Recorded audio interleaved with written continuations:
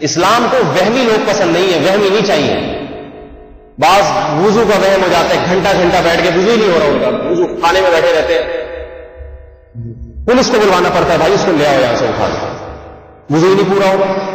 بعض کو یہ وہم ہو جاتا ہے. دیکھو ہمیں اللہ تعالیٰ نے بہت سارے کاموں کے لیے پیدا کیا ہے، سارا دن بیٹھ کے وضو کرنے کے لیے پیدا نہیں. وضو کا حکم دیا تاکہ پاک صاف رہو. اب کسی کو وضو ہی کا بخار ہو جائے، اس کا وضو ہی نہیں پورا ہو رہا، تو کہاں قوم کی خدمت کرے گا، اونچے اونچے کام کیسے کرے گا؟ جاؤ 2 منٹ میں وضو کر کے آ جائے، اس کا وضو ہی نہیں ہو رہا، بیٹھا ہوا ہے نلکے کے نیچے کھول کے.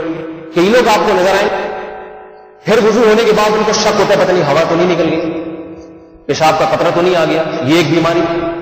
50% نوجوان اس میں مبتلا ہے، شک میں. وضو کرتے ہیں کچھ محسوس ہوا ہے، وضو سے پہلے کچھ محسوس نہیں ہوتا.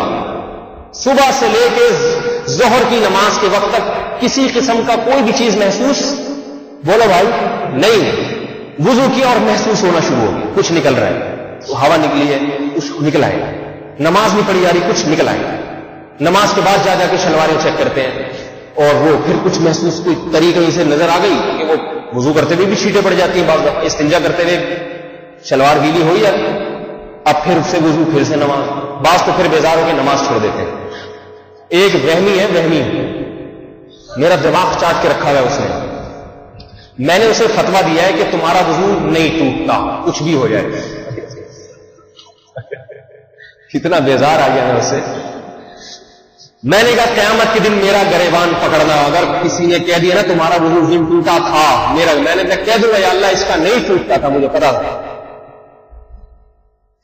کہیں دور گٹر کا پانی نظر آ جائے تو کافی دور سے گزرتے، چھینٹنا پڑ جائے گا. اگر ایسے انسان زندگی گزارے گا تو 2 دنوں میں پاگل ہو جائے گا. اور نام اس کو پاگل پنے کو تقویٰ کا دیا جاتا ہے. حضرت اتنے متقی کے پاگل ہو گئے. متقی پاگل تھوڑی ہوتے ہیں بھائی، متقی تو بڑے ذہین ہوتے ہیں. انبیاء کرام سے زیادہ تقویٰ کس میں تھا؟ تمام انبیاء بڑے ذہین، سمجھدار، بیدار مغز ہوا کرتے تھے.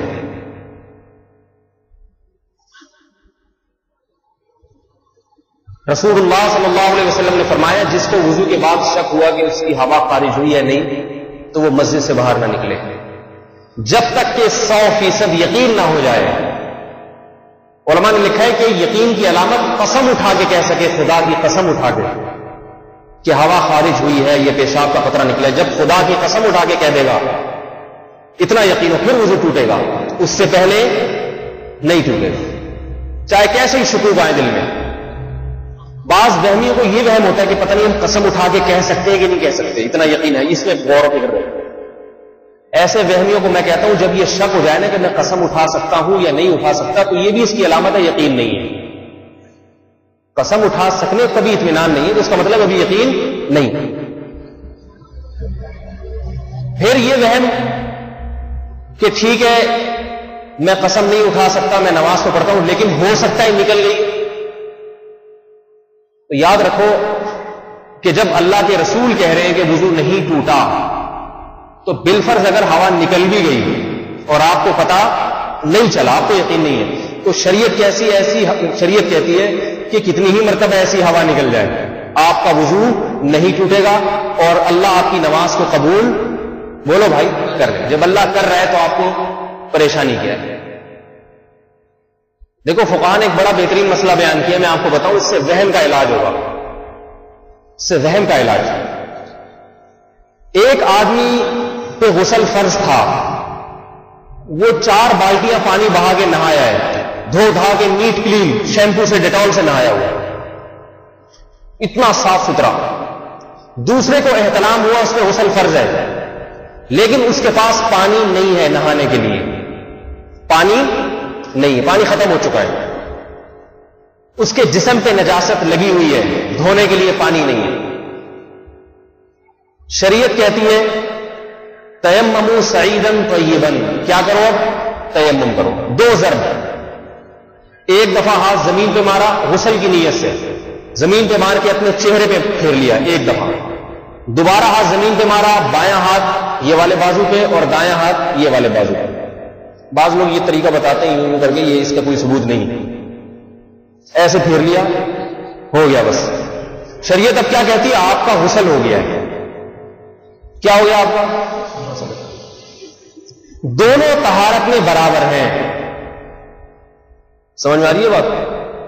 جس نے پانی سے غسل کیا اور جس نے تیمم کیا، دونوں طہارت میں برابر.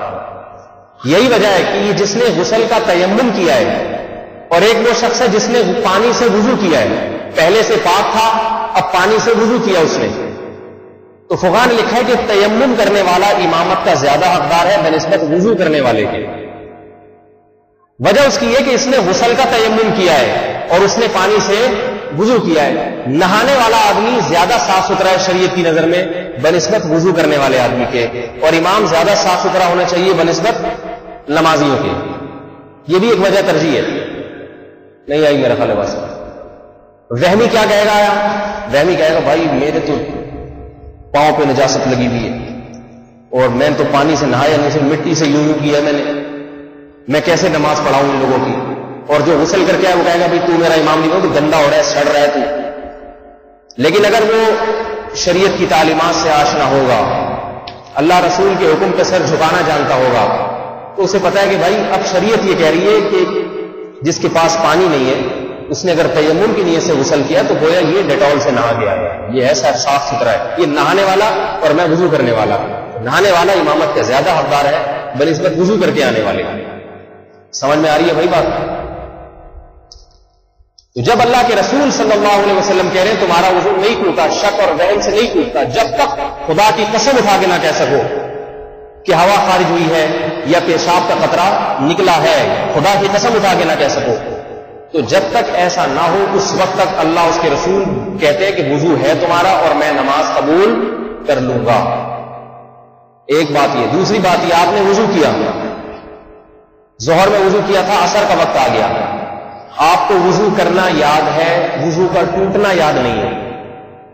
اب آپ شک میں ہیں کہ پتہ نہیں میرا وضو اب تک باقی ہے بھی یا نہیں ہے. سمجھ میں آ رہی ہے بات؟ آپ غور و فکر میں تجسس میں ہے کہ اب تک پتہ نہیں میرا وضو باقی ہے یا نہیں ہے. تھوڑی دیر دماغ پہ دباؤ ڈالا، آپ کو ٹوٹنا یاد نہیں آیا، تو شریعت کہتی ہے کہ وضو آپ کا باقی، بولو بھائی، باقی ہے وضو آپ کا. بس آپ کو چونکہ ٹوٹنا یاد نہیں ہے تو بس ہے. وہمی کہے گا نہیں ہے. اللہ رسول کہہ رہے ہیں، اور جس کو اللہ رسول کی آیات پر احکام پر یقین ہوگا وہ خشوع و خضوع سے نماز پڑھے. جس کو یقین نہیں وہ ساری نماز نہیں سوچ رہے پتہ نہیں ہے بھی کہ نہیں، پتہ نہیں ہے بھی کہ نہیں.